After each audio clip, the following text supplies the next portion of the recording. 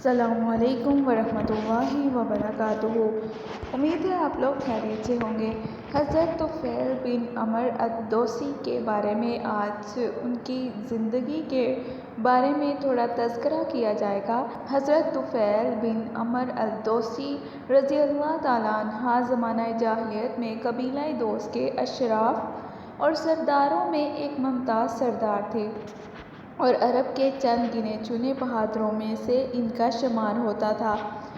ایسے سخی تھے کہ کبھی ہنڈیاں چولہے سے نہ اترتی اور ایسے فراخ دل تھے کہ کسی بھی ضرورت مند کی آمد پر ان کے گھر کا دروازہ بند نہ ہوا۔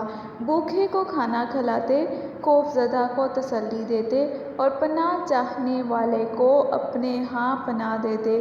ان کے ساتھ ساتھ وہ بلا کے ذہین فطن تھے۔ انہیں نہایت حساس دل ملا تھا۔ ان کا شعور بہت لطیف تھا۔ کلام کے تیور پہچانتے تھے اور ایسے بات کرتے جو جادو کا سا اثر رکھتی۔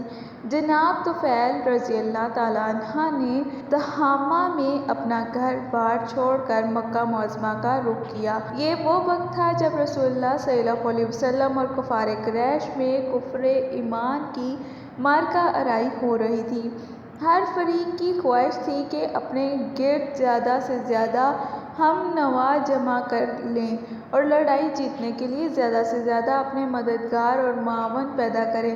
رسول اللہ صلی اللہ علیہ وسلم تو لوگوں کو اپنے رب کی طرف بلاتے تھے اور آپ کا اصل ہتھیار ایمان کی اور حق پر یقین رکھنا تھا۔ اس کی برعکس کفار قریش کوشاں تھے کہ آپ صلی اللہ علیہ وسلم کی دعوت کو رد کر دیں اور اس سلسلہ میں ہر حربہ استعمال کریں۔ یہی نہیں بلکہ لوگوں کو آپ صلی اللہ علیہ وسلم کے پاس آنے سے روکیں۔ یہاں آ کر حضرت طفیل بن عمر رضی اللہ تعالیٰ عنہ نے ایسا محسوس کیا کہ میں بغیر کسی تیاری کے غیر شعوری طور پر اس معرکے میں شرکت کر رہا ہوں اور نہ چاہتے ہوئے بھی کفر و اسلام کی اس لڑائی میں کود پڑا ہوں۔ وہ مکہ معظمہ اس غرض سے نہیں آئے تھے اور نہ حضرت محمد صلی اللہ علیہ وسلم اور قریش کی اس معرکہ آرائی کا خیال ان کے دل میں کبھی آیا تھا۔ اس وجہ سے حضرت طفیل بن عمر الدوسی رضی اللہ تعالیٰ عنہ کی ایک ناقابل فراموش داستان ابھر کر سامنے آتی ہے۔ یہ دلچسپ داستان سننے کے لائق ہے۔ حضرت طفیل بن عمر رضی اللہ تعالیٰ عنہ فرماتے ہیں کہ جو ہی میں مکہ معظمہ پہنچا، سرداران قریش مجھ پر ٹوٹ پڑے۔ بڑی گرم جوشی سے انہوں نے میرا استقبال کیا اور بڑی ہی عزت افزائی کا ثبوت دیا۔ پھر تمام سردار اور مکہ کے معززین ایک جگہ جمع ہوئے، مجھے اپنے پاس بلا کر کہنے لگے، طفیل رضی اللہ تعالیٰ عنہ آپ یہاں تشریف لائے ہیں۔ یہاں ایک شخص نے بزعم خود نبوت کا دعویٰ کر رکھا ہے۔ اس نے ہمارے خیالات کو چوپٹ کر دیا ہے، ہم میں پھوٹ ڈال دی ہے اور ہمیں پارا پارا کر دیا ہے۔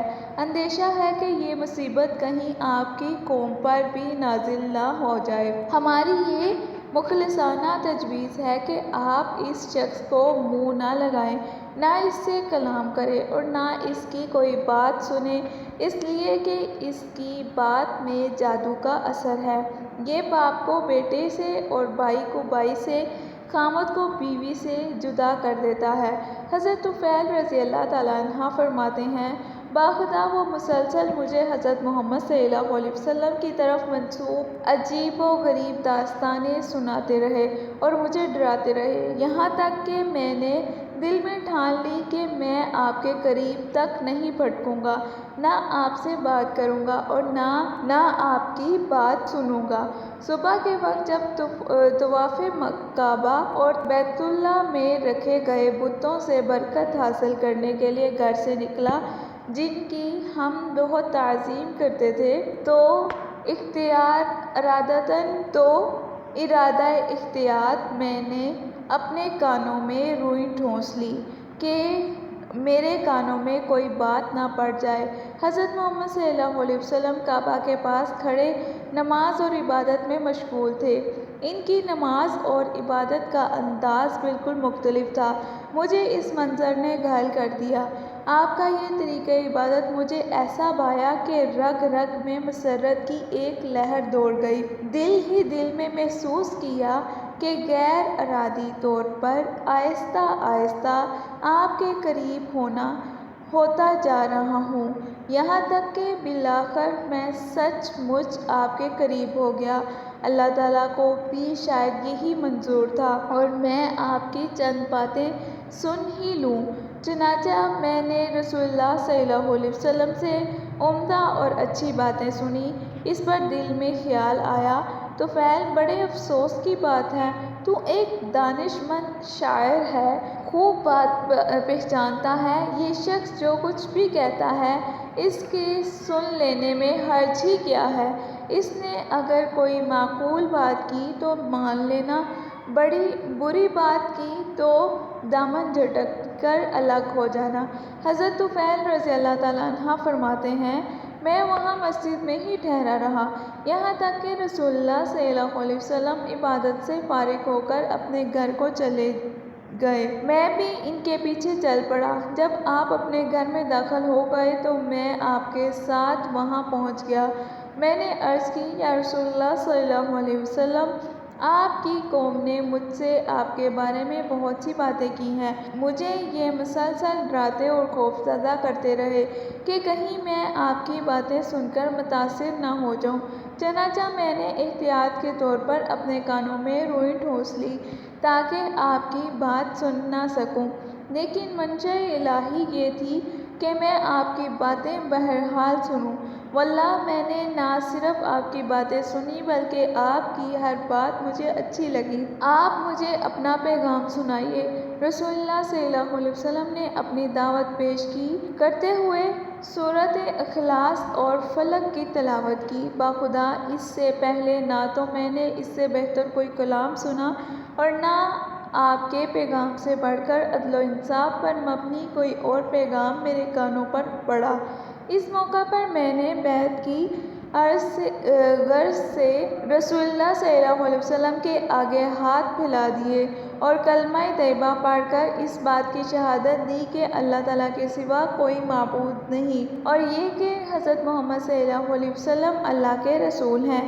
اس اقرار کے ساتھ میں دائرہ اسلام میں داخل ہوا۔ جناب طفیل رضی اللہ تعالیٰ عنہ بیان کرتے ہیں، کچھ عرصہ میں مکہ معظمہ ہی میں قیام پذیر رہا اور احکام اسلام کی تعلیم حاصل کرتا رہا۔ حتی الامکان اس عرصہ میں قرآن مجید کے کچھ اجزاء زبانی یاد کیے، اور جب میں نے اپنے وطن اور قوم کی طرف لوٹنے کا عزم کیا تو آپ کی خدمت میں حاضر ہوا اور کہا، یا رسول اللہ صلی اللہ علیہ وسلم، میں ایک ایسا شخص ہوں کہ میرا قبیلہ میری بات مانتا ہے، اب میں ان کے ہاں واپس جا رہا ہوں، اور وہ بھی اسلام کا داعی بن کر۔ دعا کیجیے اللہ تعالیٰ مجھے کوئی ایسی نشانی عطا کر دے جب میں انہیں اللہ تعالیٰ کی طرف بلاؤں تو وہ میری مددگار ثابت ہو۔ اس پر اللہ تعالیٰ آپ صلی اللہ علیہ وسلم نے میرے لیے دعا کی، الہی اس کو اس طرح کی ایک نشانی عطا کر دے جو ہر اس وقت اس کے کام آئے جب بھی یہ خیر و خوبی کا قصد کرے۔ میں جب وہاں سے اپنے وطن کی طرف چل پڑا اور اپنی بستی کے قریب ایسے مقام پر پہنچا جہاں سے قوم کے در و دیوار صاف نظر آ رہے تھے تو کیا دیکھتا ہوں کہ اچانک میری پیشانی پر داغ کی مانند ایک روشنی دمک رہی ہے۔ میں نے اللہ تعالیٰ سے التجا کی، الہی اس روشنی کو میرے چہرے کے بجائے کسی اور چیز میں منتقل فرما دیں، مبارکاً میری قوم میرا چہرہ دیکھ کر یہ کہہ دے کہ اپنا آبائی دین چھوڑنے کی یہ سزا ہے، روشنی نہیں۔ میرا یہ کہنا تھا کہ یہ روشنی میرے چہرے سے ہٹ کر میرے نیزے کے بالائی حصے میں مرکوز ہو گئی۔ ایسا معلوم ہو رہا تھا جیسے کوئی قندیل نیزے میں جگمگا رہی ہو اور جب میں پہاڑ کی بلندی سے نیچے اتر کر اپنے قوم کی طرف آیا تو سب سے پہلے مجھے ملنے کے لیے میرا والد آیا جو بہت بوڑھا ہو چکا تھا۔ میں نے کہا، ابا جان مجھ سے دور ہی رہیں، میرا اور آپ کا کوئی رشتہ باقی نہیں رہا۔ باپ نے افسردہ ہو کر کہا، لختے جگر یہ کیسے؟ میں نے کہا، میں مسلمان ہو گیا ہوں، میں نے حضرت محمد صلی اللہ علیہ وسلم کے دین کی پیروی قبول کر لی ہے۔ باپ نے بیٹے کی بات سن کر کہا، بیٹے اس سے کیا ہوتا ہے؟ میں بھی وہی دین تسلیم کیے لیتا ہوں جو تیرا دین ہے۔ میں نے کہا، اچھا پھر غسل کر لیجئے اور اپنے کپڑے دھو کر اجلے کر لیجئے اور آئیے میں آپ کو وہی تعلیم دوں گا جو میں نے حاصل کی۔ ابا جان نے میری بات مان لی، غسل کیا، صاف ستھرے کپڑے پہن کر قبول اسلام کے لیے تیار ہو گئے۔ میں نے اسلام کی دعوت دی اور وہ فوراً مسلمان ہو گئے۔ اس کے بعد میرے پاس میری بیوی آئی، میں نے کہا، مجھ سے دور ہی رہو تو اچھا ہے، میرے اور تیرے درمیان کوئی ناطہ باقی نہیں رہا۔ اس نے چونک کر کہا، میرے ماں باپ آپ پر قربان، یہ کیوں؟ میں نے کہا، ہم دونوں کے درمیان عقیدے کی دیوار حائل ہو گئی ہے، میں نے دین اسلام قبول کر لیا ہے اور حضرت محمد صلی اللہ علیہ وسلم کی پیروی قبول کر لی ہے۔ اس پر میری بیوی نے کہا، اس سے کیا ہوتا ہے؟ میں بھی دین اختیار کر لیتی ہوں جو آپ نے اختیار کیا ہے۔ میں نے کہا، یہ بات ہے تو جاؤ اور ذوالشرح کے پانی میں غسل کر کے آؤ۔ ذوالشرح قبیلہ دوس کا ایک معروف بت تھا جس کے گرد ایک گڑھے میں پہاڑ سے پانی آ کر جمع ہوتا تھا۔ بیوی نے کہا، میرے ماں باپ آپ پر قربان، کیا آپ ذوالشرح سے ڈرتے نہیں؟ میں نے کہا، ہرگز نہیں، تم پر اور ذوالشرح پر ہلاکت نازل ہو۔ میں کہتا ہوں، جاؤ وہاں لوگوں کی نظروں سے اوجھل ہو کر نہا دھو لو۔ میں ضمانت دیتا ہوں کہ یہ گونگا بہرا بت تیرا کچھ بھی نہیں بگاڑ سکے گا۔ یہ حوصلہ افزا بات سن کر وہ گئی اور غسل کر کے آ گئی۔ میں نے اس کے سامنے اسلام کی سادہ اور پرتاثیر دعوت پیش کی جس کو اس نے خندہ پیشانی سے قبول کیا اور وہ مسلمان ہو گئی۔ اس کے بعد میں نے براہ راست قبیلہ دوس کو اسلام کی طرف بلایا۔ حضرت ابو ہریرہ رضی اللہ تعالیٰ عنہ کے علاوہ ہر ایک نے اسلام قبول کرنے میں ہچکچاہٹ کا اظہار کیا۔ اس گروہ میں حضرت ابو ہریرہ رضی اللہ تعالیٰ عنہ ہی تنہا ایسے سلیم الطبع شخص تھے جنہوں نے بغیر کسی تعامل کے اسلام کا پیغام دل کی گہرائیوں میں اتار لیا۔ حضرت طفیل رضی اللہ تعالیٰ عنہ ایک دفعہ میں رسول اللہ صلی اللہ علیہ وسلم کی خدمت میں مکہ معظمہ حاضر ہوئے اور ابو ہریرہ بھی ساتھ تھے۔ نبی صلی اللہ علیہ وسلم نے مجھ سے دریافت فرمایا، طفیل صورتحال کیا ہے؟ میں نے عرض کی، حضور صلی اللہ علیہ وسلم، لوگوں کے دلوں پر پردے پڑ گئے ہیں، کفر نے شدت اختیار کر لی ہے اور قبیلہ دوس پر فسق اور فجور اور نافرمانی کا خصوصیت سے غلبہ ہے۔ یہ سننا تھا کہ رسول اللہ صلی اللہ علیہ وسلم اٹھے، وضو کیا، نماز پڑھی، آسمان کی طرف ہاتھ اٹھا کر کچھ کہنا چاہا۔ حضرت ابو ہریرہ رضی اللہ تعالیٰ عنہ فرماتے ہیں، جب میں نے آپ کو اس حالت میں دیکھا تو میں دل ہی دل میں ڈر گیا کہ میری قوم کو بددعا دیں، وہ ہلاک ہو جائے۔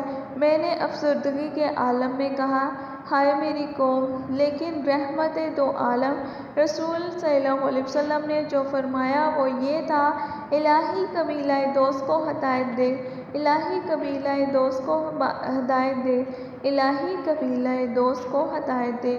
پھر آپ نے حضرت طفیل رضی اللہ تعالیٰ عنہ کی طرف متوجہ ہو کر ارشاد فرمایا، اب آپ اپنی قوم کے پاس بے دھڑک جائیں، ان کے ساتھ نرمی کا برتاؤ کریں اور ان کو اسلام کی دعوت انہیں دیں۔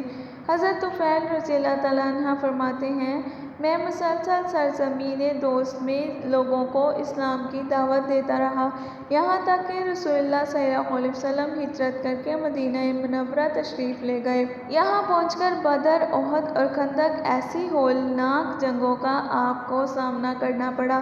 اس کے بعد مدینہ منورہ میں حضرت محمد صلی اللہ علیہ وسلم کی خدمت میں حاضری دی۔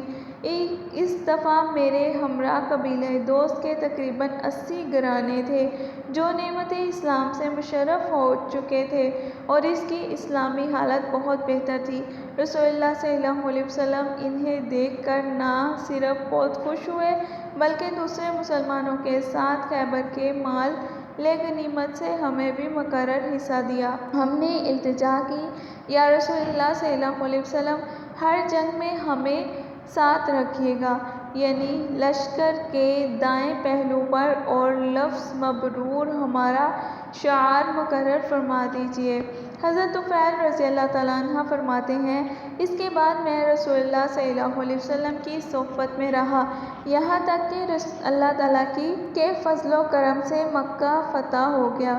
میں نے عرض کی، یا رسول اللہ صلی اللہ علیہ وسلم، بہتر یہ ہے کہ آپ مجھے عمر بن حمامہ کے بت کی طرف روانہ کریں تاکہ میں اسے نظر آتش کر دوں۔ رسول اللہ صلی اللہ علیہ وسلم نے وہاں جانے کی مجھے اجازت دے دی۔ میں اپنی قوم میں سے ایک جماعت لے کر اس بت کی طرف چل پڑا۔ جب میں اور میرے ساتھی وہاں پہنچے اور اسے جلا ڈالنے کا ارادہ کیا تو کیا دیکھتا ہوں، ہمارے گرد عورتیں، مرد اور بچوں کے ایک بھیڑ جمع ہو گئی۔ یہ سب اس بات کے منتظر تھی کہ اگر ہم نے ذوالکفین بت کو ذرا بھی نقصان پہنچایا تو آسمان سے بجلی گر کر ہمیں بھسم کر ڈالے گی۔ ان بیچاریوں کی موجودگی میں بت کی جانب بڑھا اور بت کے عین دل میں آگ بھڑکا دی۔ اس وقت میری زبان پر جو اشعار تھے جن کا ترجمہ یہ ہے، اے ذوالکفین، میں تیرے بیچاریوں میں نہیں ہوں، ہماری پیدائش تیری پیدائش سے کہیں پہلے ہوئی، آج میں آگ تیرے دل میں بھڑکا رہا ہوں، یہ اشعار کہے اور اسے نظر آتش کر دیا۔ دیکھتے ہی دیکھتے آگ نے اس کو اپنا لقمہ بنا لیا اور یہ جل کر راکھ کا ڈھیر بن گیا۔ اس کی جل جانے سے شرک کی جڑ بھی کٹ گئی اور پورا قبیلہ اسلام کے آغوش میں آ گیا، پھر اپنے حسن اسلام کا ثبوت بھی دیا۔ حضرت طفیل بن عمرو دوسی رضی اللہ تعالیٰ عنہ نے آخر دم تک رسول اللہ صلی اللہ علیہ وسلم کا ساتھ دیا۔ آپ کے وصال کے بعد حضرت صدیق اکبر رضی اللہ تعالیٰ عنہ خلافت پر فائز ہوئے تو حضرت طفیل بن عمرو خلیفہ رسول صلی اللہ علیہ وسلم کی خدمت میں حاضر ہوئے اور یقین دلایا کہ میری ذات، میری تلوار، میرا بیٹا آپ کی تائید و نصرت کے لیے وقف ہے۔ جب ارتداد کی جنگیں چھڑیں اور کفر و الحاد کا شعلہ بھڑکا تو حضرت طفیل بن عمرو مسلمہ کذاب کے ساتھ جنگ لڑنے کے لیے مسلمانوں کے لشکر میں مقدمات الجیش کی حیثیت سے شامل ہو کر نکل کھڑے ہوئے۔ اس وقت ان کے ہمراہ ان کا بیٹا عمر بھی تھا۔ یمامہ کی طرف روانگی کے سلسلہ میں ابھی وہ راستے میں ہی تھے کہ انہوں نے ایک خواب دیکھا۔ اپنے ساتھیوں سے انہوں نے کہا، میں نے ایک خواب دیکھا ہے کہ میں اس کی تعبیر معلوم کرنا چاہتا ہوں۔ ساتھیوں نے دریافت کیا، کیا آپ نے خواب میں کیا دیکھا ہے؟ فرمایا، میں نے خواب میں دیکھا ہے کہ میرا سر مونڈ دیا گیا ہے اور ایک پرندہ میرے منہ سے نکل کر اڑ گیا ہے۔ ایک عورت نے مجھے اپنے پیٹ میں چھپا لیا اور میں نے یہ بھی دیکھا کہ میرا بیٹا عمر بھی بڑی تیزی سے بھاگتا ہوا میرے پیچھے پیچھے آ رہا ہے، لیکن میرے اور اس کے درمیان کوئی چیز حائل ہو گئی۔ تمام ساتھیوں نے کہا، خواب تو اچھا ہے۔ انہوں نے کہا، بخدا میں نے اس کی ایک تعبیر کی ہے۔ سر منڈوانے سے یہ مراد ہے کہ میرا سر کاٹ دیا جائے گا پرندہ جو میرے منہ سے نکل کر اڑ گیا، اس کے معنی یہ ہیں کہ میری روح پرواز کر جائے گی، اور وہ عورت جس نے مجھے اپنے پیٹ میں چھپا لیا زمین ہے جو کھودی جائے گی اور مجھے اس میں دفن کر دیا جائے گا۔ میری دلی تمنا ہے کہ مجھے شہادت کا رتبہ نصیب ہو۔ رہا میرے بیٹے کا تیزی سے میرے پیچھے بھاگنا، تو اس سے مراد یہ ہے کہ وہ بھی میری طرح شہادت کی تلاش میں سرگرداں رہے گا جو میرا مقدر ہے، لیکن اسے شہادت کا یہ مقام میرے بعد اس وقت ملے گا جب اللہ تعالیٰ کو منظور ہوگا۔ معرکہ یمامہ میں اس جلیل القدر صحابی حضرت طفیل بن عمرو الدوسی کو بڑی کڑی آزمائش سے دوچار ہونا پڑا۔ اس معرکہ میں لڑتے ہوئے اور طرح طرح کی آزمائشوں سے گزرتے ہوئے جام شہادت نوش فرمانے کی سعادت حاصل کی، اور ان کا بیٹا عمرو بھی لگاتار دشمنوں سے سربراہ پیکر رہا، یہاں تک کہ زخموں نے اسے چور کر دیا اور یہ اسی طرح ارض یمامہ میں اپنے باپ کو اور اپنا کٹا ہوا ہاتھ چھوڑ کر مدینہ واپس لوٹ آئے۔ حضرت عمر بن خطاب کے دور خلافت میں ایک مرتبہ حضرت عمرو بن طفیل رضی اللہ تعالیٰ عنہ آپ سے ملاقات کے لیے تشریف لائے، دسترخوان بچھایا۔ اس وقت معدد لوگ آپ کے پاس بیٹھے تھے، آپ نے سب کو کھانے کی دعوت دی۔ حضرت عمرو بن طفیل رضی اللہ تعالیٰ عنہ ایک طرف الگ ہو کر بیٹھے رہے۔ فاروق اعظم نے دریافت کیا، کیا بات ہے، آپ کھانے میں شریک نہیں؟ ایسا تو نہیں کہ آپ اپنے کٹے ہوئے ہاتھ کی وجہ سے شرم محسوس کر رہے ہیں؟ جواب دیا، امیر المومنین، بالکل یہی بات ہے۔ آپ نے ارشاد فرمایا، خدا کی قسم، اس وقت آپ کے علاوہ کسی کو یہ شرف حاصل نہیں ہوا کہ اس کے جسم کا ایک حصہ اس سے پہلے جنت میں پہنچ جائے، یعنی اس کا ہاتھ وہ کٹ گیا جو ان سے پہلے جنت میں پہنچ چکا ہے۔ حضرت عمر بن طفیل رضی اللہ تعالیٰ عنہ کو شہادت سے فیضیاب ہونے کا خواب اسی وقت سے نظر آنے لگا تھا جب یہ اپنے باپ سے جدا ہو گئے تھے۔ غزوہ یرموک نے ان کے خواب کو پورا کر دیا۔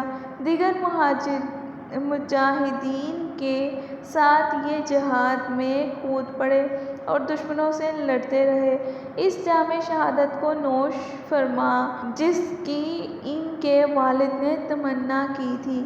حضرت طفیل بن عمرو الدوسی رضی اللہ تعالیٰ عنہ پر خدا تعالیٰ کی رحمت ہو، یہ خود بھی شہید ہوئے اور ایک شہید کے باپ ہونے کا انہیں شرف بھی حاصل ہوا۔